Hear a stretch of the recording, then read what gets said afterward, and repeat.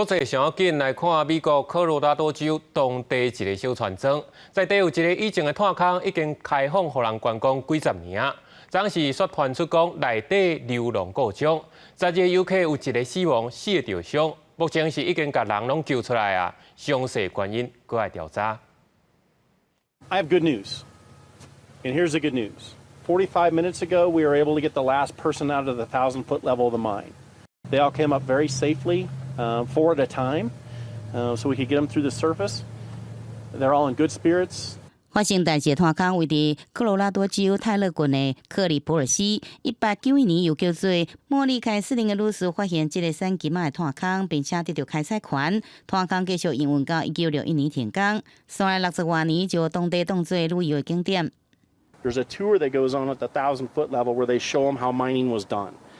That's where they're at. So they're actually safe on the ground inside the tunnel.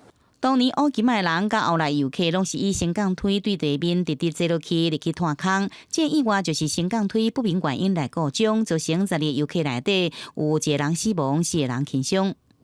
We're unsure at this time. It's going to take a full investigation to know what really went wrong. Accidents happen when you're dealing with this type of machinery. 警方指出，虽然相关单位拢有规定，处理炭坑的设备必须定期来安检，不过这摆发生故障的升降梯，前一摆安检的日期，警方并不清楚。公视新闻，徐嘉玲编译。